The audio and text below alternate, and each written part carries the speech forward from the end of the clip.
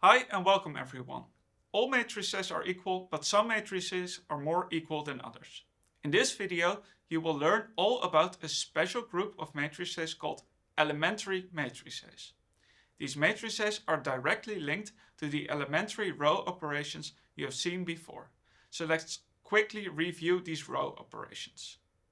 You can use elementary row operations to solve a linear system by bringing an augmented matrix into reduced echelon form.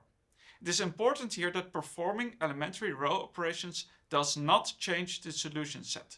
So you can use these to transform an augmented matrix into a simpler form from which the solution can be read off directly. There are three elementary row operations. The first one is replacing one row by the sum of itself and a multiple of another row. In the example, we have subtracted twice the first row from the second row. The next elementary row operation is interchanging two rows. In the example, we have interchanged the second and the third row. Finally, we have the elementary row operation which multiplies one row by a non-zero constant. In the example, we have multiplied the third row by the constant minus 1 over 9. As you can see, the augmented system on the right is already easier than the one we started with, although we still need to perform several row operations to bring it into reduced echelon form. By now you have seen that it's not only useful to look at augmented matrices, but that it is also interesting to ignore the right hand side and just look at the coefficient matrix. In particular, let us consider the following matrix A. You have seen by now that this matrix A corresponds to the linear transformation which takes the matrix vector product of A and a vector x. What we can do now is perform one elementary row operation on this matrix A and obtain a new matrix which we will call B. In this case, we have interchanged the second and the third row to obtain the matrix B. Since B is a matrix as well, it also corresponds to a linear transformation, namely the one that computes the matrix vector product B times x.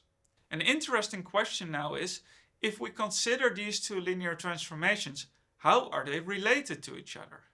Well, you know by now that if you have a linear transformation, you can find the columns of its corresponding standard matrix by evaluating the linear transformation at the standard basis vectors, meaning the vectors which have a 1 at one entry and 0 at all other entries.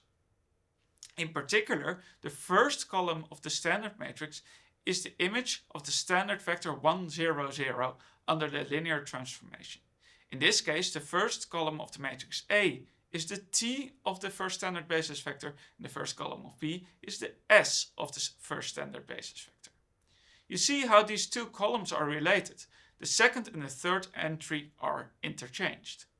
We can do this a bit more general by working out the matrix product A times x, and doing so the same for the matrix product B times x. Now we immediately see that you get from A times x to B times x by interchanging the second and the third entry of A times x, which is exactly the elementary row operation that we performed to get from the matrix E to the matrix B. But that means that we have answered the question. We obtain the linear transformation S by first applying the linear transformation T and then interchanging the second and the third entry of the resulting vector. This means that we can write S as the composition of a linear transformation R with T, where R is the linear transformation that swaps around the second and the third entry. You have also seen that if a linear transformation is the composition of two other linear transformations, that the corresponding standard matrix is the product of the two standard matrices. In this case, that means that we can write B as some matrix E times A, where E is the standard matrix of this transformation R. So, how can we find the matrix E? Well, as usual, E has as columns the images under the linear transformation of the standard basis vectors 1, 0, 0, 0, 1, 0, and 0, 0, 1, which gives the following result. Note that this matrix E is the same as when we apply the elementary row operation that we started with to the 3 by 3 identity matrix. Indeed, if we interchange the second and the third row of the 3 by 3 identity matrix, we obtain this matrix E. Also note that it did not matter what the matrix A was we started with. It just mattered which elementary row operation we performed. This idea can be generalized to all elementary row operations. Indeed, if we have a matrix A and we transform it into a matrix B by a single elementary row operation, then we can write B as E times A for a certain matrix E. Such a matrix E is called an elementary matrix. As was the case in the example, you can find this matrix E by performing the corresponding elementary row operation on the identity matrix. In the example, we did this for interchanging rows. Can you find the elementary matrix corresponding to the scaling of the second row of a 3 by 3 matrix by the number 4 yourself? That's all for now. Thank you for your attention and see you in class.